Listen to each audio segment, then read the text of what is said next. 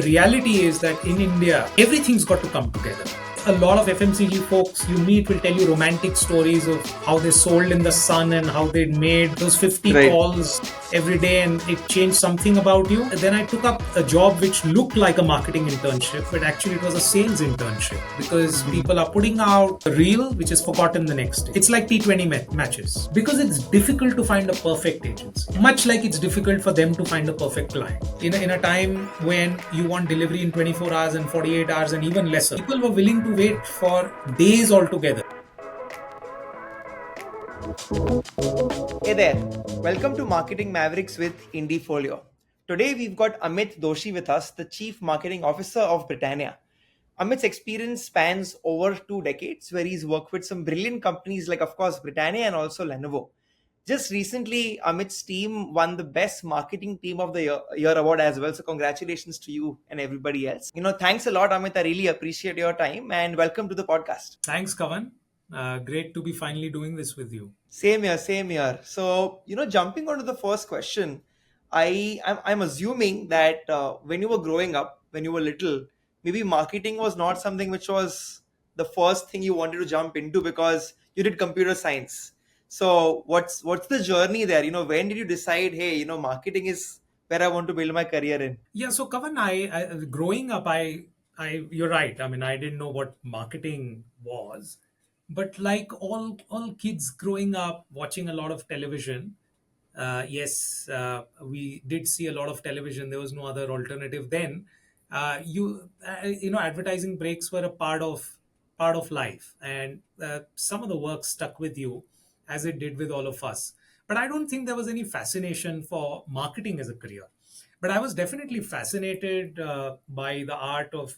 I was fascinated by media, and especially let's say the post 19 in the 1990s when the satellite television revolution first hit India. So overnight we were not just watching Doordarshan, we were getting exposed to the best sports presenters from all across the world. I'm a huge cricket buff, and looking up to them was a privilege. And then there was this whole world of journalism which was very exciting, and so was filmmaking. So at that point in time, growing up, I definitely recall being quite engaged and quite enamored by the world of media, Mhm. and that I wanted to do something about it. In fact, one of my best friends growing up, he was also quite influenced, by a career in media, and both of us, went to his elder brother, and he said he knew someone who was in media, and that we would get great advice. But yeah, I mean, looking back, I realized that it was planted because that gentleman who was from then Transworld International, it was one of the leading broadcasters in the world of sport. He used to work for TWI, and he said, look, I think you guys should be pursuing engineering, and that's the wiser choice. So that. But look, there was always this fascination for the world of media and creativity and content, and we didn't use the word content in those days, but I'm so glad that I'm getting to be a part of it, in a rather circuitous manner, but so be it. Awesome. I want to unpack this a little bit more, right? That's because when I talk to a bunch of my friends, especially the younger ones, Yeah. probably have done something like engineering. It's Hmm. the fashion still there. You end up doing Hmm. engineering first, and then they are like, okay, I want to probably get into creative or marketing or design, and they come to me.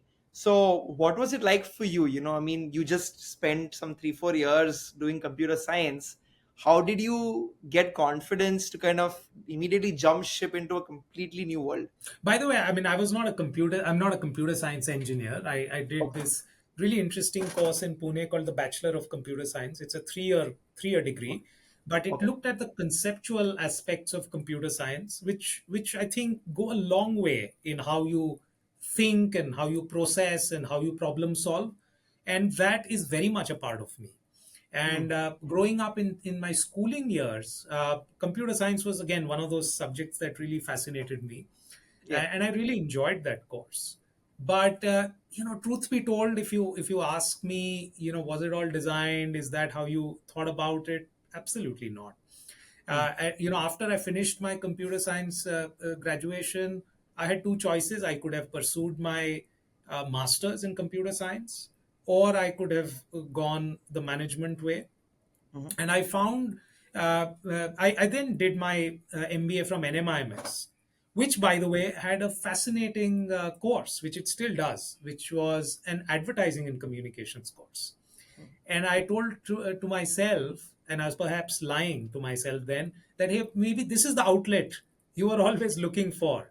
So you can tell your folks at home you're doing an MBA, but actually what you're doing is advertising and communications. So I thought, might as well apply and see where it goes. So I did that, but I did not take that course eventually. I took up a general management degree, and yeah, but I really loved doing that. And even through my MBA, I still had this fascination for computer science and technology and information technology. In fact, I was just going through my transcript a few years back, and I realized that I've actually, even during my MBA, I've done more systems courses than than marketing courses. Hmm. So there's empirical evidence that till the time I passed out and I joined my first organization, I wasn't clear about what I really wanted to do. I think all I can say is this serves as like great testament that if you're watching this, if you're young and you still don't know what it is, it's okay. I think what's important is just try it, instead Yeah. of probably just wondering and not doing anything, right? I think there has to be input every day. Eventually, you'll figure out where you succeed. No, and that's great advice. So what happened was, Kavan, is that when we were like, in this process of after year one, you got to pick up an internship. So I applied to all companies which were systems and marketing, and I Hmm. couldn't get into a systems company of my choice for my summer internship. And then I got internship from two companies for a marketing stint. So I said, might as well try it. And then I took up a job which looked like a marketing internship, but actually it was a sales internship in Andhra Pradesh and Telangana, and truly a summer internship in like peak Mercury, and that actually changed everything for me because from doing, and again, a lot of FMCG folks you meet will tell you romantic stories of how they sold in the sun and how they made those 50 Right. calls every day and it changed something about you. But all cliches are true. It does change something about you. So I was like wanting to build a career in IT and consulting or get into brands, and then I was suddenly doing sales and distribution. And I came back to my second year, and I was like, I had a completely different worldview of how businesses work and how people truly buy brands. And that really solidified, fortified my conviction that I wanted to begin a career in FMCG, because it was like doing a real job. Hmm. It wasn't sitting in front, not that sitting in front of a laptop isn't. I That's the only thing I do these days. But it really made me interact with the world like I had not done before, and I really enjoyed something about it. Actually, that was my next question. Where I know your first gig was with PVM at sales, and Yeah. I think I've interviewed at least around 10 to 12 CMOs before you, Mm. and 80% of them first gig was sales. Now, when I Yeah. compare that to today, what I see is that a lot of marketing majors, they directly start becoming assistant brand managers or junior Yeah. brand managers. They don't do sales at all. In fact, Yeah. they kind of roll their eyes all the way back in their skull saying, I don't want to do sales. But I've had the pleasure of kind of mimicking a pattern between all CMOs.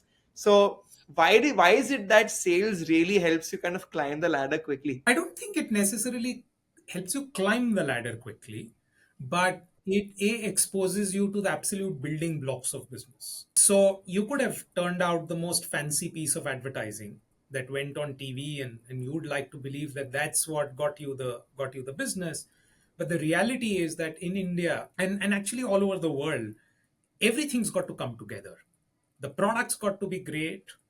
The communication needs to strike a chord. You know what? When the demand, you've created that demand point, and when the consumer's actually out there looking for the product or the brand, if there's no distribution, if there's no availability, if there's no visibility, if there's no access in the digital world, let's say in today's times, all of that's gone to waste. Hmm. That's one. Second, at the heart, what is marketing? It's really about driving sales in the long term. Right.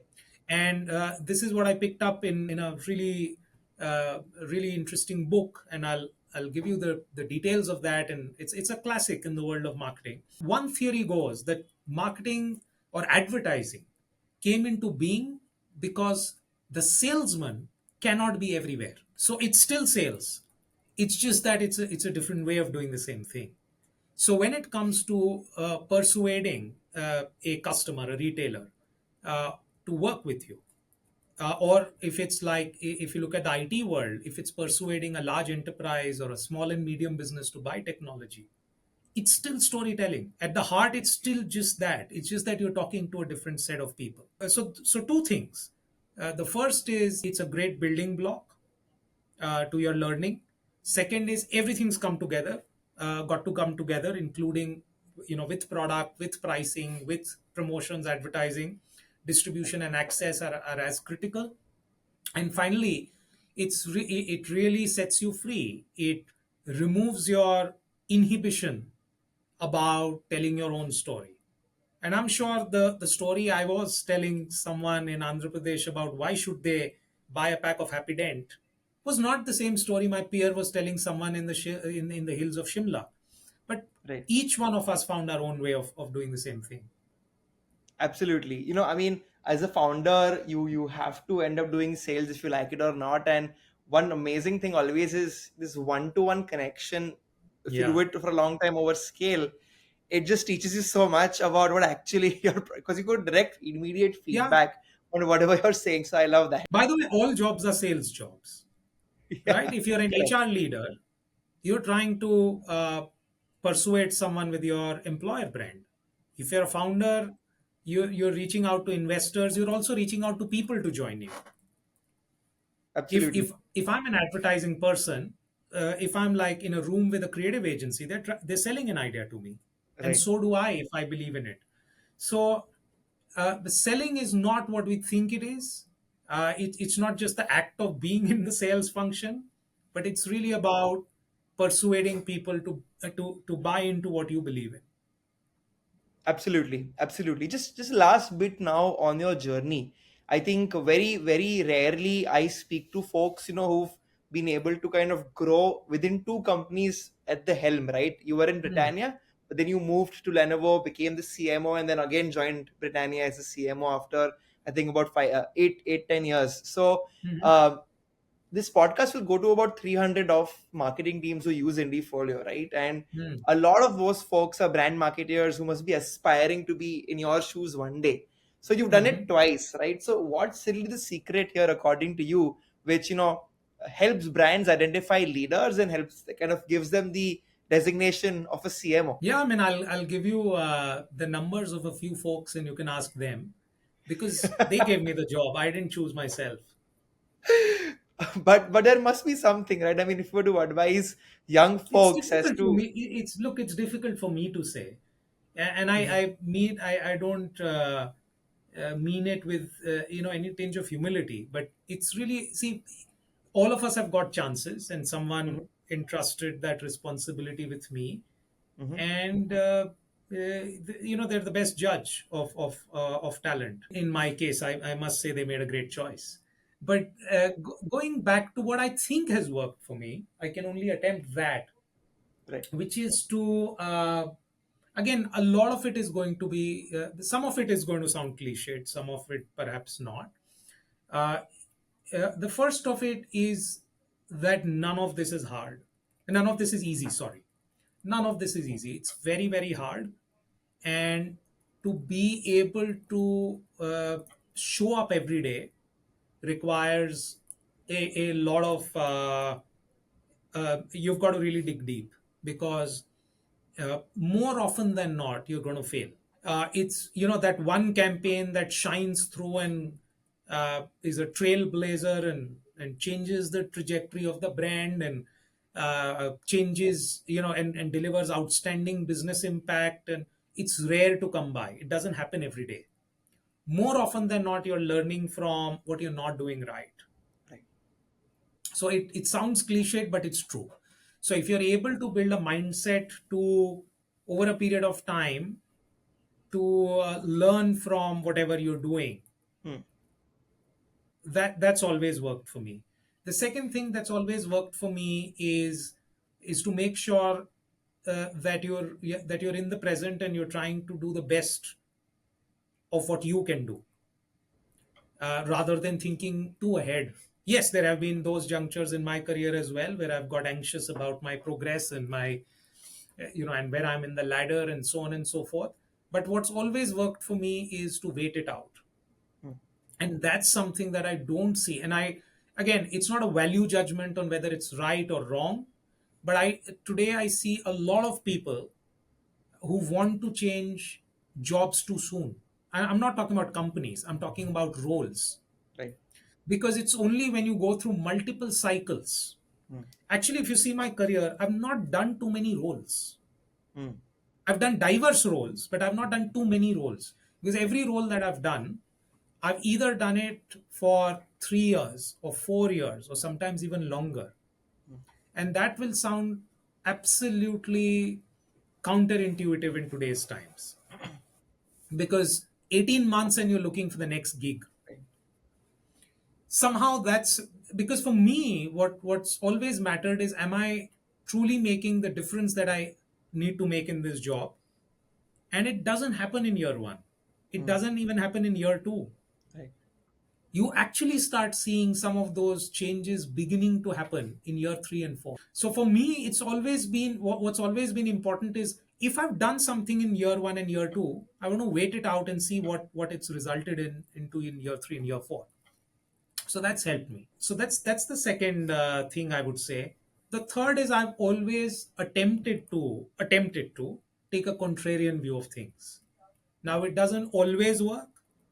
So let's say when I was in the IT industry, I tried to apply principles of FMCG, and I'm trying to do the absolute reverse now. Okay. It's not easy, but yes, so some of those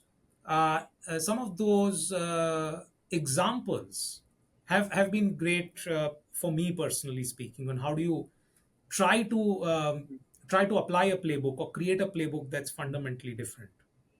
Those, I would say, are the two or three things I've enjoyed the most. And if it's reflected back onto people who worked with me or who've mentored me, uh, it may have. Who knows? Fantastic. No, I think you summed it up so well.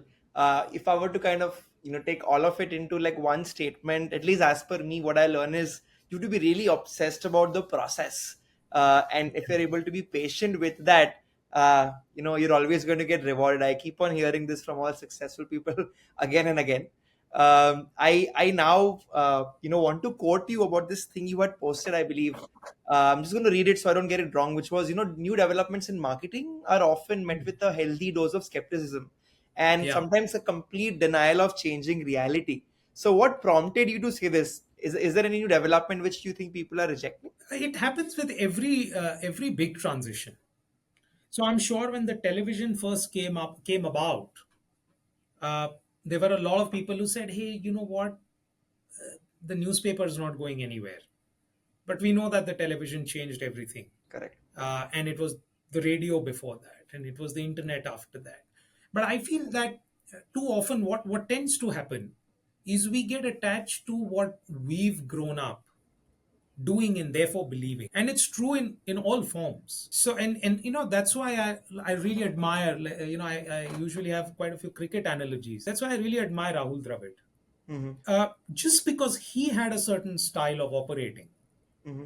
doesn't mean that that's the framework he applies onto the teams he coaches. He as much enjoys a Yashasvi Jaiswal who plays absolutely the opposite of what he would ever dream of playing. But you will also find people who would then want to be and live in that book and say, hey, that's what it that's how it's always worked. Right. So I don't think I see enough people who are embracing change Hmm. that's happening around them, and eventually the change is embraced, but it's done grudgingly and a bit too late. I would rather be the first one to try, fail at it, or learn from it, and say, hey, but I've got a new tool for my kit that I could put into practice at some point in time. Awesome. Well, any development right now which you think Hmm. you're testing waters, which people are not like saying no? I don't think people are saying no, but if you look at this whole debate around uh, generative AI and whether that's good or whether that's ethical or not, Right. it started with Chat GPT, and then it went to Dali, and now there's going to be this huge debate about Sora. See, the thing is this, that I don't think any one of us had this huge debate. I mean, how ridiculous would it sound if there was a debate 15 or 20 years back about using Adobe Photoshop? But I don't know when it was, maybe 25 years back, on how Photoshop would change. Right, it was technology in transition. Or if you look at the transition of automobiles, it's changed with every generation. So I therefore do not understand this debate. Yes, it comes with its risks, it comes with its ethical and moral dilemma, but wasn't television advertising laced with that? Are we Right. saying that when you were doing a piece of print advertising, did the copywriter not have that responsibility on? It's a lot about that. Now, I think it's about looking at the technology, embracing the change, and saying, okay, these are the things that it's going to definitely impact, and deeply so. These are the areas it's not going to impact, because human endeavor and enterprise and creativity will still be there and complement technology. And these are the two or three things you have to be very careful about.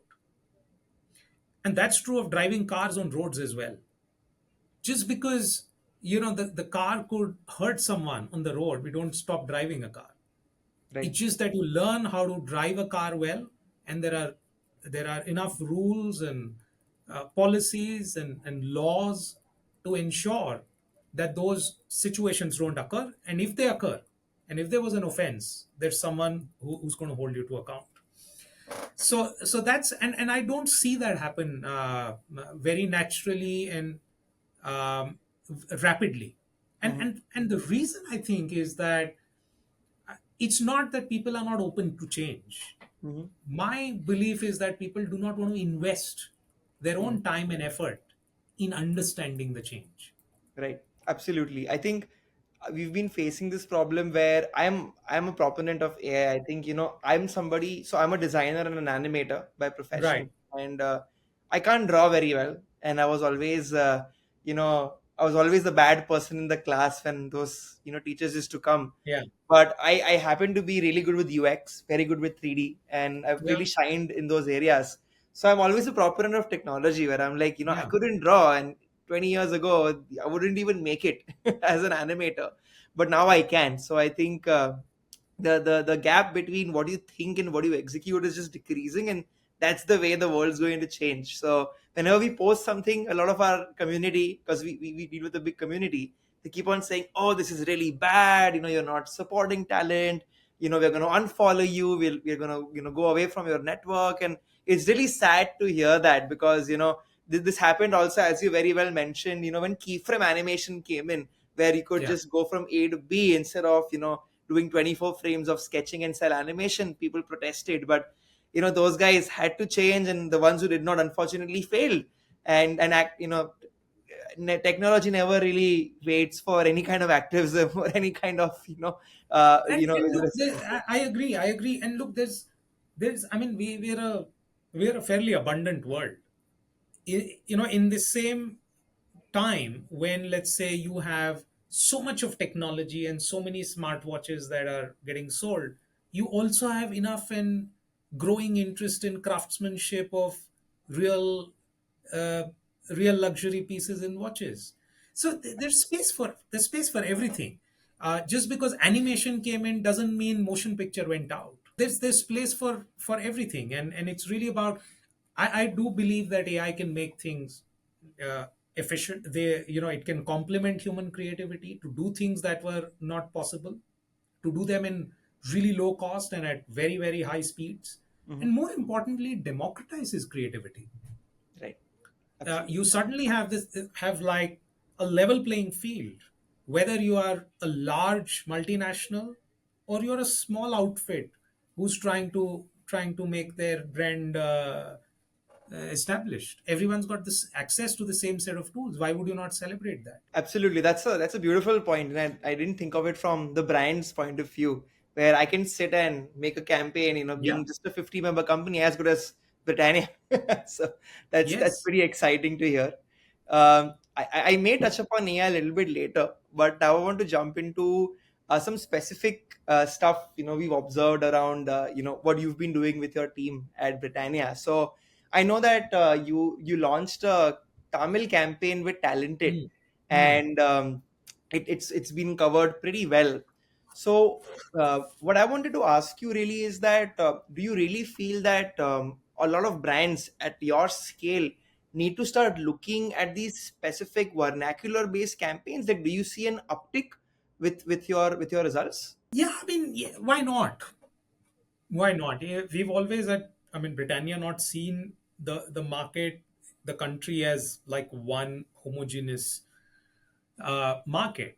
Uh, you have so many different states with different cultures and food systems and values and high points in culture. And why would a brand not attempt to resonate with those points? It's a journey in that direction. And we've not just done it on milk bikis, we've actually done it uh, very, very nicely even on Good Day, because Good Day is a brand that's loved by every Indian wherever you go. But the stories that Good Day wants to tell are not the stories that. So let's say we've actually done a bunch. So we learned from the Instagram reel, and we said, okay, if people are watching these really short reels, I'm talking about a couple of years back, then why can't we make television commercials which are inspired by that? So on Good Day, for a couple of years, we've only had 15 seconds, Hmm. 15-second commercials. And we've said whatever we want to tell as stories from Good Day, we will tell them in 15 seconds. The other thing it's allowed us to do is to ensure that we are telling more stories than what we would normally. So we've done stories which cater to different markets. We've also done stories which cater to different occasions and opportunities. So we've done a story which is about how Bangalore's favorite cricket team doesn't win every year, and and that's a story that as a Bangalorean, that's an emotion that only I will relate to, and therefore why can't a brand do that? And what's happening now with technology is that you can do some of these things Hmm. faster, more efficiently. Uh, Coming back to the Milk Bikis campaign, it was an idea that purely came out of the Talented team, and it went down to such a degree that we had like 80 messages on hoardings across the state. And even in Chennai, what you saw in Chennai Central was not what you saw in, let's say, Nungambakam or in Annanagar. And it's fascinating. There's no AI involved there, but if with AI coming in, maybe we could have done 2,000 of those copies, and not just left it at 80 or 100 or 200. So it's Fantastic. really about how do you think of brands, how do you think of campaigns, and find that unexpected twist. So can I ask you, right? So when I'm making this decision, I know that obviously it's easier to have maybe two or three, one size fits all kind of campaigns Yeah, versus yeah. looking at multiple geographies and making content for all of that. Wouldn't your cost increase, or is it worth it? Is basically where I'm trying to understand. It's I think it's worth it if you've got the right scale, Okay. because finally all marketing has to return Hmm. dollars on investment. If you've got the scale, so let's say with a brand like Good Day, you can do it Right. because it's a large brand and it's relevant Right. to different portions of the market and so on and so forth. I'm not sure if you can do it with everything. Hmm. But again, going back to the point of technology, if people have memories which are really really short lived. The impact that you're going to make, it's a little bit like, and again, I have a bit of a contrarian view here. You will hear a lot of people talk about how content and creativity has is suffering from short termism, because Mhm. people are putting out a reel which is forgotten the next day. It's like T20 matches. Do you'll remember, I mean, if or any sport, whatever you follow, you'll remember that one off game that was a legendary iconic game. Right. Or if you're a follower of movies, you will remember that one Nolan movie that hit it out of the park. That's one way Right. of looking that made those big changes or big shifts. The other way of looking at it is that all of these small experiences that you are having with a brand or a creator or a company or anyone that you follow over a period of time also define who you are, Mhm. and define and change the perception, and therefore create persuasion. So for example, it's a little bit like living in a family. If you ask me, I have an 11-year-old. If you ask me what does fatherhood mean to me, or those 11 years with my son mean to me, they mean everything. If you ask me, tell me those four or five things that have stood out for you in the last 11 years, I'll struggle to call those out, Right. because it's like that every day. It's the accumulation of everyday experiences that I'm having that make me, the father that I am, and make him the son that he is. So I can't put that down and say, okay, that's like because of that blockbuster moment that happened, and it doesn't happen like that. So uh, that's not short term. It's really how small things have accumulated over a long period of time, and have made the brand what it is. Fantastic. No, I love these analogies, by the way, throughout the podcast.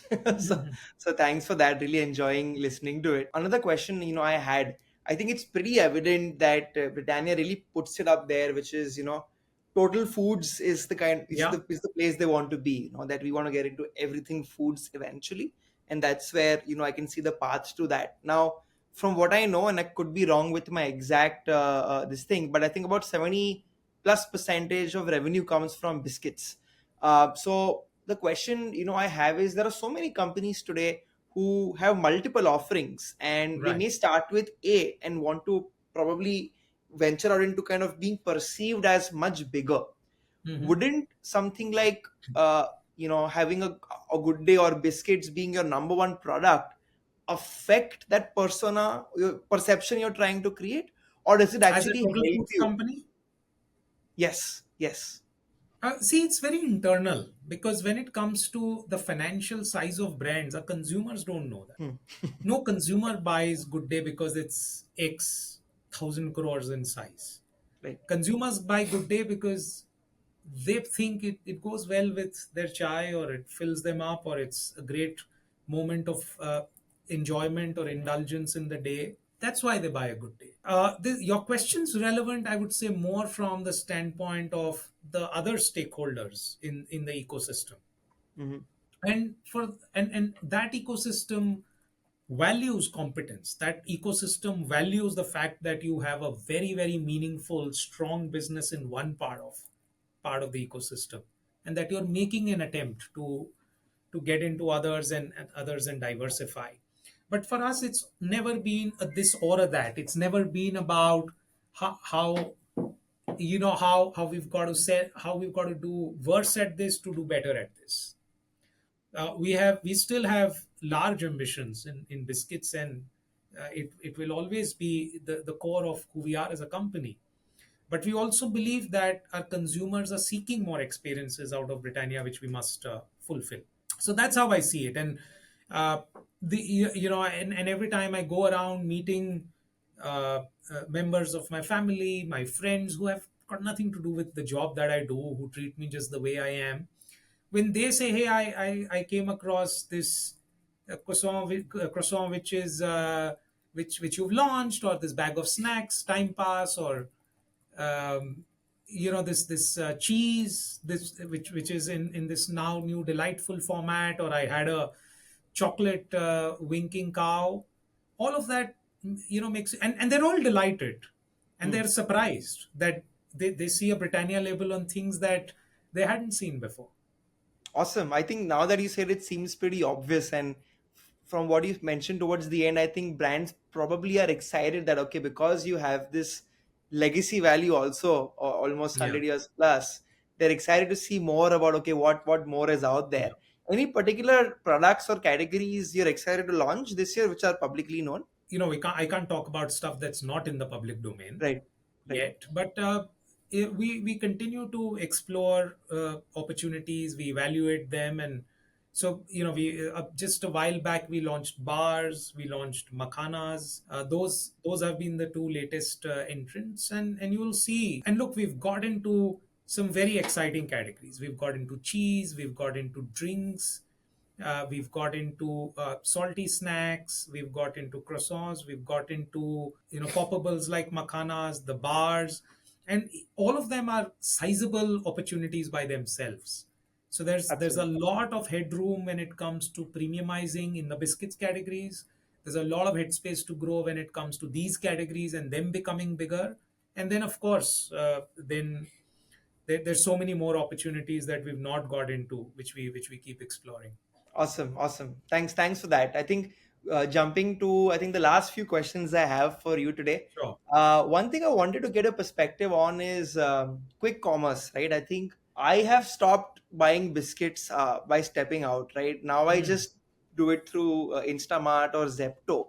So I can see over the last 1 2 years, all my friends. I live in Are this doing in that. south of Yeah. Bombay. The customer life cycle's changed completely. The buyer cycle has changed completely. What's your opinion on quick commerce, and how do you think it'll impact the decisions marketers will make? It's definitely grown. There's no doubt about it, Kavan. But it's still a very small part of the overall ecosystem. It's growing the fastest, Mhm, but it's still a very small contribution. And what we've realized is over a period of time, even if you let's say look at a market like China, mhm. which has been extremely digitally led for many years now, there comes a balancing point beyond which, let's say, the digital channels don't grow, because there's a place and time for everything. The concept I want to introduce you to, it's going to sound a bit academic, is the concept of shopper mission or shopping missions. Now, in every category, there are multiple shopping missions. So let's talk about biscuits. There could be a shopping mission which gets accomplished at the start of the month for most Indian families when they walk into a wholesale, sort of a semi wholesale shop, or a local kirana, or or a large hypermarket, Right. and they're doing purchases for the month. You'll buy large packs, you'll buy stuff that the whole family is going to eat, you'll add a bit of variety on what kids like, and you would have seen those carts that you see in a Reliance retail store or in a DMart store. You won't buy that volume on a QCOM site, because the QCOM site is for my impulse buy. Now you would understand as a Bombay resident. In Mumbai, for the longest period of time, you've had Q-commerce.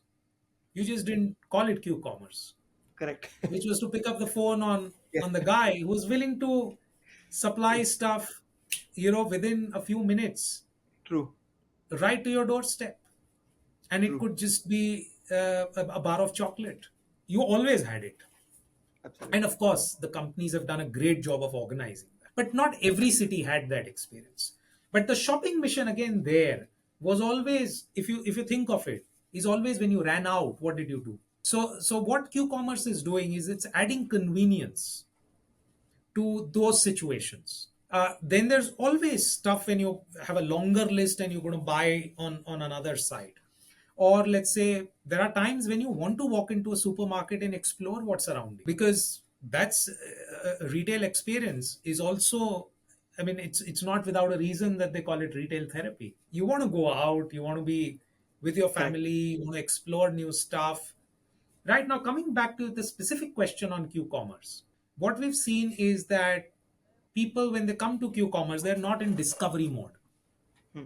They are in buy mode. So you clearly know what you want to buy. You're going to type that, and you're going to get there. Correct. It's not like a supermarket shelf where you've and we did this experiment many years back in Britannia in my first stint. where we asked shoppers before they went into a supermarket, where we said, "What are you going to buy?" Hmm. And we noted it down. Hmm. And then when they checked out, we looked at the bill and would be shocked at the level of differences that were there between what they said they want to buy and what they'll buy, because you're in browse mode. Yeah, But you have on that QCOM, bandwagon effect. Yeah. in QCOM, you're unlikely to do that. You want to buy that carton of milk or your favorite coffee or your bag of biscuits, and you want to move out and you want it delivered. Or your cooks at the kitchen counter and you've not bought what you were supposed to buy so that they can cook, right? So Absolutely. we at our homes we find ourselves doing that very often. Paneers run out, Correct. and we say, no problem. You put the gravy on to simmer, and you will get the paneer in no time.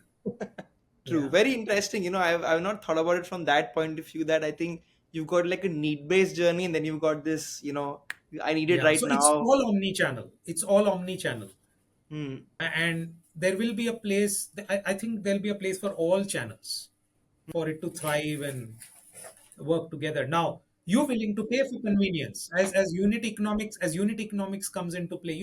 Willing to pay for convenience. There are a lot of shoppers who will go that extra mile, who will make that long trip, take the hassle of traffic, Mhm. buy a lot because they want to make sure that they've got their monthly savings in. I have a follow-up here, Amit, for you. So, I recently spoke to a couple of D2C founders in the last three Yeah. months. We work with a bunch of them, young companies, and they're planning to start only with Q-commerce as a strategy. Hmm. Hearing you, I think that's a shallow way to look at it, right? Or do you think that could still work? I don't think it's a shallow way of looking at it. I can't step into that entrepreneur's shoes to say what their growth logic is. Hmm. The only challenge they've got to think about is if the logic or the decision journey on q-commerce is, the brand and you're out there and you want to get out of there very quickly, is it going to help you? Is it a place where you can build the brand? Hmm. If you can't build the brand there, then it's going to be a bit challenging. Exactly, because you're right. Discovery rarely happens. I'm just like, मुझे ये चाहिए, Correct. ये click करके I'm gonna buy. So now Correct. that I'm thinking, I'm like, yeah, You're not even looking at the content, you're not even looking at the offer. yeah, absolutely. At max you want to know, am I paying for delivery or I'm not? Correct. But cool. I think a point for me to Hmm. note mentally. Thanks for that. I'll jump into now a question which I am really really keen to Hmm. know about, which is how do you really solve for creativity bottlenecks, right? We as a company, Indie Folio, have always tried to kind of ease that for companies with our model. But generally, what's like Britannia's go-to, or generally Amit's go-to way to ease on creativity bottlenecks? Is it that it's fully outsourced? Do you have an in-house team in creative? Do you have both? Do you have AORs? Do you just do projects? If you can break down your creative stack, just keen to hear more about that. So what do creative bottlenecks mean? I think if you have a capability or a capacity issue, that's how I would kind of Okay, bucket that as. Yeah. got that. See, you've got to understand this, that in FMCG company, communications or advertising is one fourth of the product manager's job. The marketing manager in an FMCG company is fundamentally different from a marketing manager anywhere else, Hmm. because they're not just doing advertising and communications. They're driving the profit and loss. They're driving the P&L. So they're looking at products, they're looking at pricing, they're looking at innovations, they're looking at competitive actions, they're looking at working with the sales teams to drive the right channel mixes, they're looking at packaging. They're also looking at communication and the equity of the brand and everything else. So in such a situation, uh, we work with a roster of agencies who are long and deep partners with us, and we have a set of complementary skills. We have people like uh, Lowland Tass and McCann and the Womb, who are very, very solid and who've got like this long-standing traditional experience in building brands long term. And then we also have partners like Shabang and Talented and some units of Mindshare who look at brand building very, very unconventionally.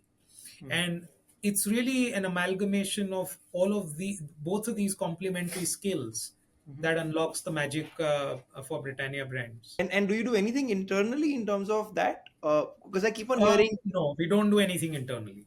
what's the Everything logic is. behind that? Like, is it that it's a higher cost, or It's how? not a cost thing. It's not a cost thing. I look at it two ways, right? One is what is the core value that the marketing team adds within a company, and that is understanding of business. Mhm. Now, the business of creative is a different business by itself. Now, this is a question I ask myself often. Let's say if I had an in house creative team, just imagine the amount of effort and energy that would just go in hiring, Yeah, keeping them engaged, keeping them motivated, showing them a career path. Because I don't think I'll have a career path to offer to them right. because it's a completely different skill. True.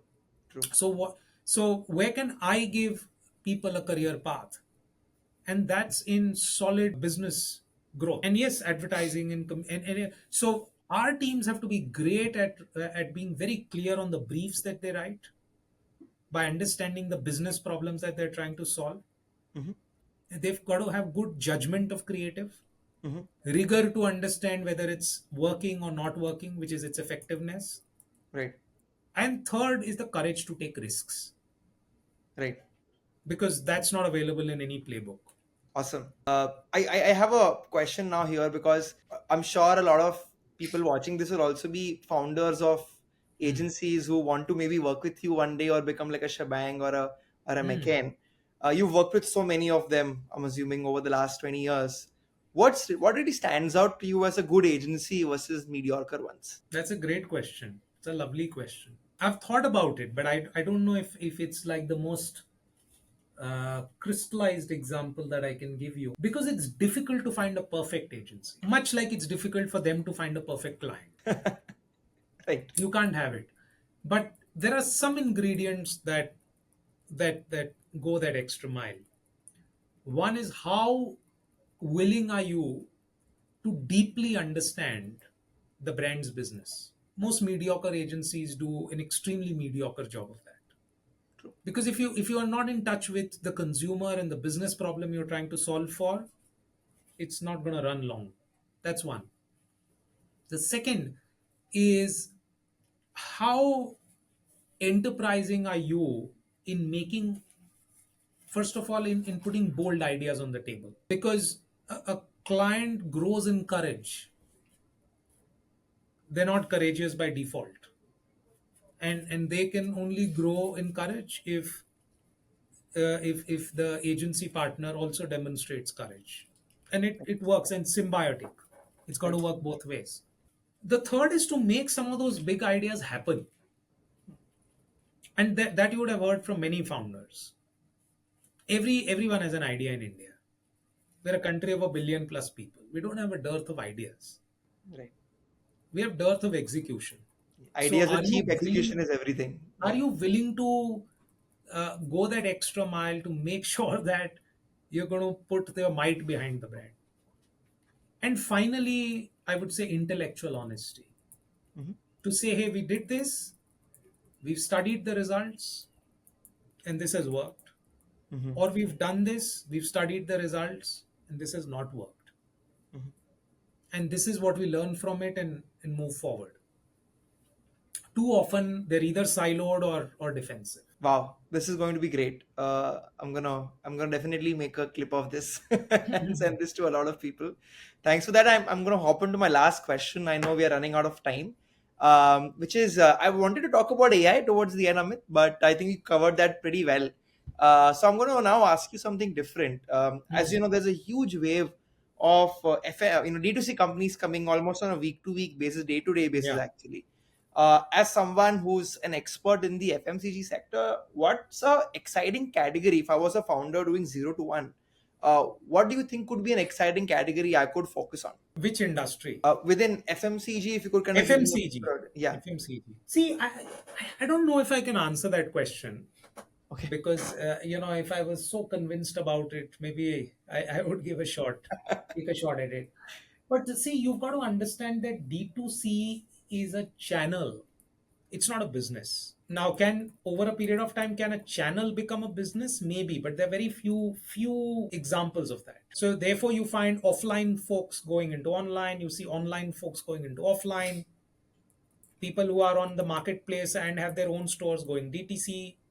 People Mhm. who are direct to consumer going, opening stores, because it's an omni-channel world and it will always be. So the question you have to ask yourself is, are you sure that you have the unit economics to be able to manage the cost that you will incur? And second, is your product going to be so disruptive and your brand so compelling that the consumer will remember your dtc.com and not go to a Google or go to a marketplace? Hmm. Because as a consumer, I mean, I may be voicing an unpopular opinion here, but as a consumer, I don't know which website that I go to buy something other than the marketplace. I don't know of any for myself. Maybe there are, but either that brand's available on a marketplace that I'm comfortable with, and I'll buy from there because I value that experience more than buying, or I go to Google and I discover a DTC site, and if the delivery sounds right, and if it feels like a genuine website, and it's got options that the marketplace doesn't have, which I think is a great place to be. So the question is not what to sell on DTC. The question is, what is the role of DTC? So in Lenovo, for example, we started selling custom laptops. And as difficult as it may sound to imagine, in a time when you want delivery in 24 hours and 48 hours and even lesser, Right. people were willing to wait for days altogether to get a laptop that was specially built for them Correct. and came straight out of the factory, and they would pay a premium for that.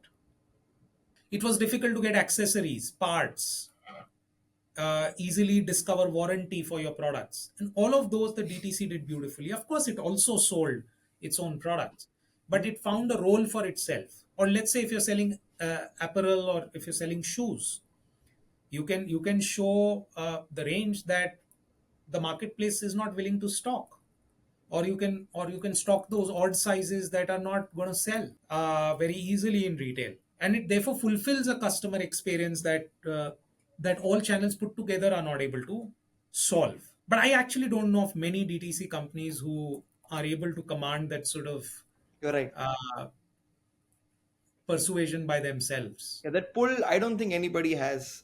The only thing I can remember is airlines because I think it's just easier for me But sometimes to even book it. there you've got marketplaces, right? Exactly. I Even know, I there know. you have marketplaces. you Right. might you might go to check on a website to see if the prices you're getting, if the deal you're getting is the best deal or not. Correct. But if you ask, between an OTA, online travel agent, Hmm. the large aggregators, and Yeah. the direct channel, Yeah. I'm sure the aggregators are many times over the direct channel. Yeah. Yeah. It is true. It is true. I think there are so many plugins also now which helps you compare. So it's very Correct. difficult for you to have that pull, I guess, today. But I Yeah. think thanks. I think to sum it up, I believe it's the equation of success you need to crack. Once you have Yeah. that, kuch bhi karo, it's going to work according to me. But that's going to be very challenging, as you say. But that marks the end of our podcast, Amit. Thank you so much. It's been incredibly insightful, and I hope you had fun. Oh, I had a lot of fun, Kavan, and I'm glad. I know that I've defaulted on many an occasion to do this, but No worries. as they say, it happens when it's meant to be. So I'm really glad. Thank you, thank you. Really appreciate your time, and for everybody who stuck along, thanks for also staying till now. Do subscribe. Within next week you will have another marketing leader like Amit also next to me, and we'll have a great conversation once again. So thanks a lot, everybody.